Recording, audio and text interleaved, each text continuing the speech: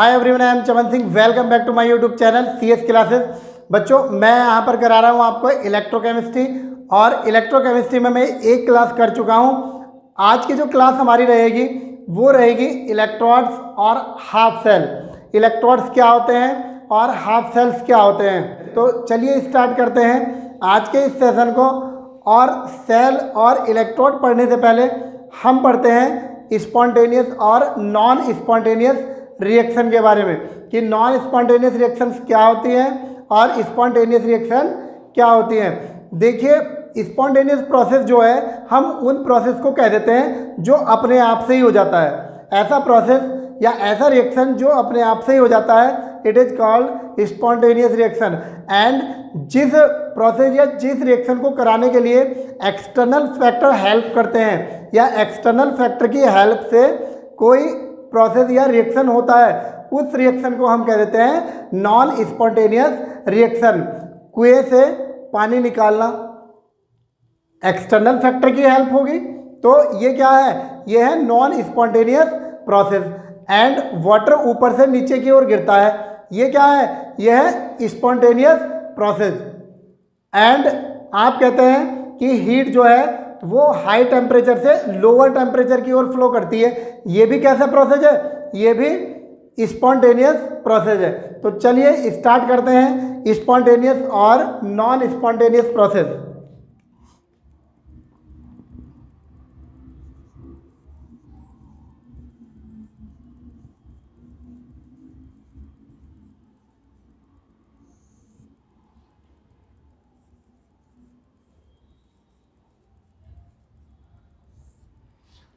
देखिए, spontaneous process के लिए हमने थर्मोडायनेमिक्स में 11th में पढ़ा है कि वे प्रोसेस जिनके लिए डेल्टा जी का वैल्यू नेगेटिव होता है, डेल्टा जी का वैल्यू नेगेटिव होता है, वो स्पॉन्टेनियस प्रोसेस होते हैं, या वो रिएक्शन अपने आप ही हो जाते हैं। तो इसके लिए क्या है, डेल्टा जी का वैल्यू जो है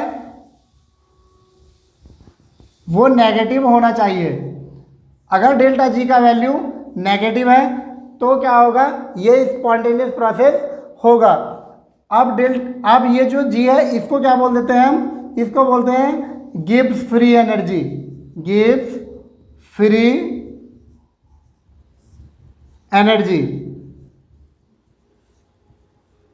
Gibbs free energy. Gibbs free energy का वैल्यू यदि नेगेटिव है तो वो प्रोसेस स्पॉन्टेनियस है, और नेगेटिव नहीं है, पॉजिटिव है, तो वो नॉन स्पॉन्टेनियस प्रोसेस है। तो इसके एग्जांपल्स नोट कर लेते हैं।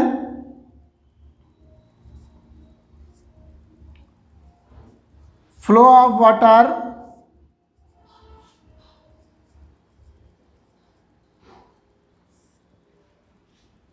हायर लेवल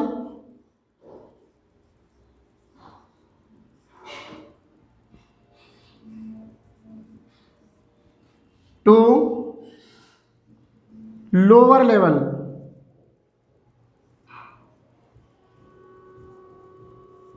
वाटर जो है वो ऊपर से नीचे की ओर जाता है। Next, heat flow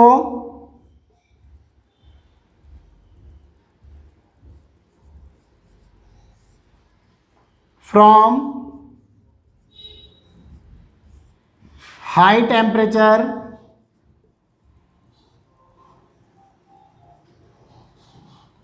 to low temperature.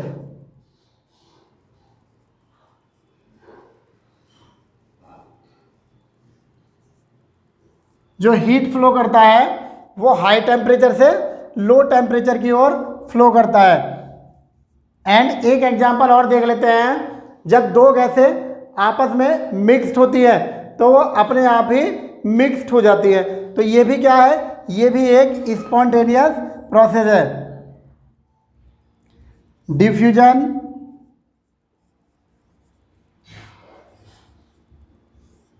Of to gases,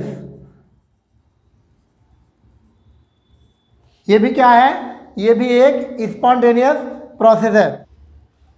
and non spontaneous process क्या होता है, नॉन स्पॉन्टेनियस प्रोसेस जो है वो प्रोसेस होते हैं जिनके लिए एक्सटर्नल फैक्टर की हेल्प की ज़रूरत पड़ती है। तो देख लेते हैं नॉन स्पॉन्टेनियस प्रोसेस।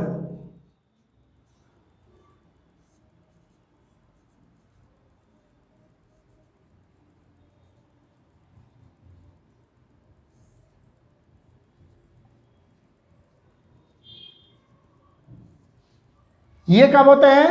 जब external factor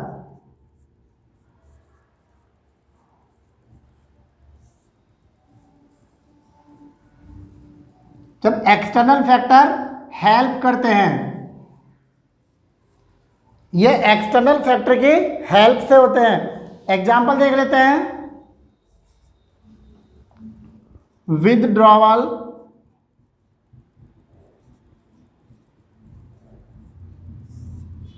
of water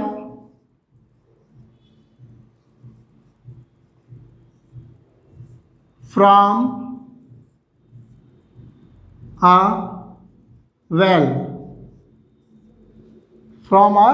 well, तो ये क्या है? ये नॉन स्पॉन्टेनियस प्रोसेस है। अब हम पढ़ते हैं कि इलेक्ट्रोड्स क्या होते हैं एंड हाफ सेल्स क्या होते हैं। चलिए नोट कर लेते हैं। इलेक्ट्रोड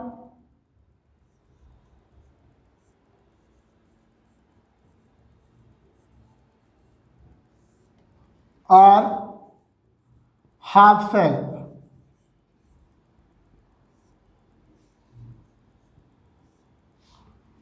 देखिए, किसी भी इलेक्ट्रोलाइटिक कंडक्टर के कांटेक्ट में यदि हम मेटेलिक कंडक्टर रख दें तो ये मेटेलिक कंडक्टर जो है इलेक्ट्रोड्स कहलाता है। क्या कहलाता है? इलेक्ट्रोड कहलाता है। किस इलेक्ट्रोड को हम कैथोड कहते हैं और किस इलेक्ट्रोड को एनोड कहते हैं, और इसका पता कैसे करते हैं? देखिए, जिस इलेक्ट्रोड पर ऑक्सीडेशन होता है वो इलेक्ट्रोड तो होता है एनोड, और जिस इलेक्ट्रोड पर होता है रिडक्शन वो इलेक्ट्रोड होता है cathode. A metallic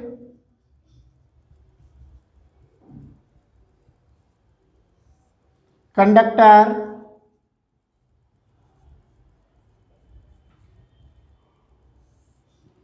placed in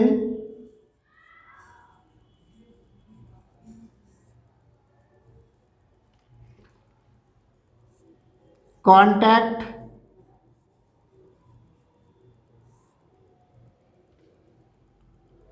of an electrolytic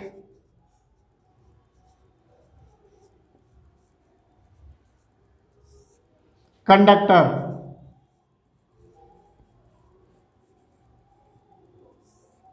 is known as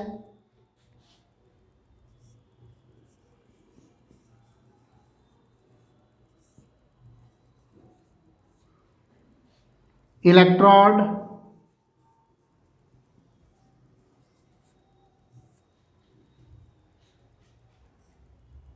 और half cell.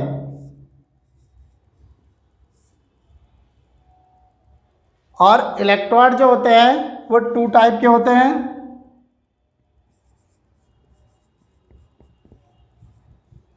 Electrodes are of two types.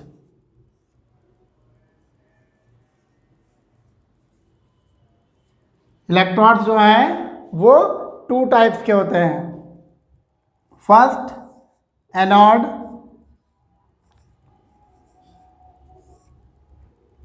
Anode क्या होता है?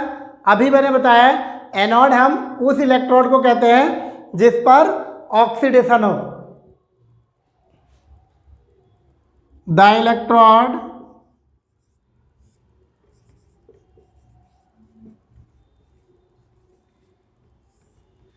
at which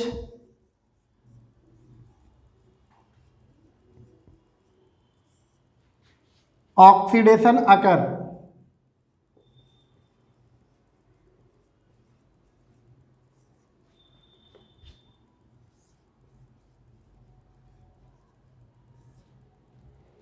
एंड कैथोड उसको कहते हैं जिस पर रिडक्शन होता है।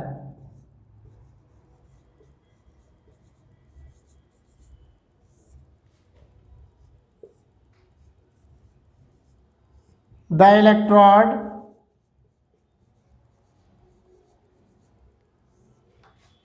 at which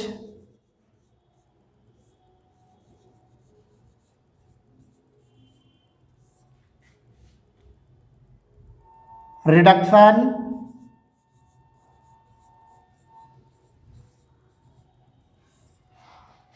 occur।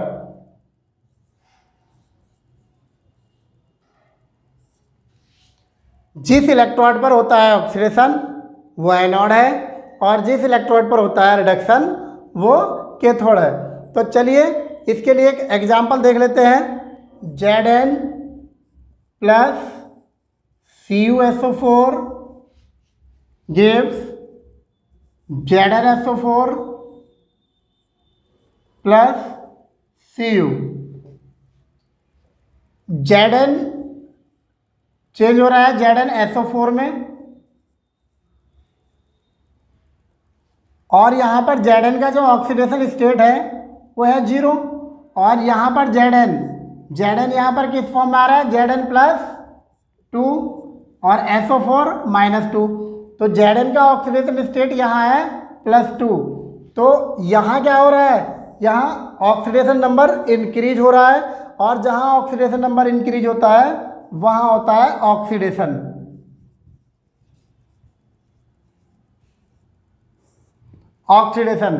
और यहाँ पर ऑक्सीडेशन हो रहा है तो ये होगा एनोड। इस इलेक्ट्रोड को हम क्या बोलेंगे, जो जिंक का इलेक्ट्रोड होगा ये एनोड है। अब कर लेते हैं CuSO4 क्या में चेंज हो रहा है, Cu में। तो यहाँ Cu का ऑक्सीडेशन स्टेट है +2 और यहाँ Cu का ऑक्सीडेशन स्टेट है 0। तो ऑक्सीडेशन स्टेट जो है Cu का वो डिक्रीज हो रहा है और डिक्रीज हो रहा है तो यहाँ क्या हो रहा है, यहाँ हो रहा है रिडक्शन, यहाँ होता है रिडक्शन। और यदि रिडक्शन हो रहा है तो ये होगा इस सेल के लिए कैथोड। तो इस तरह से किसी भी सेल के अंदर हम ऑक्सीडेशन और रिडक्शन को देख करके बता सकते हैं कि ये इस सेल में एनोड है और ये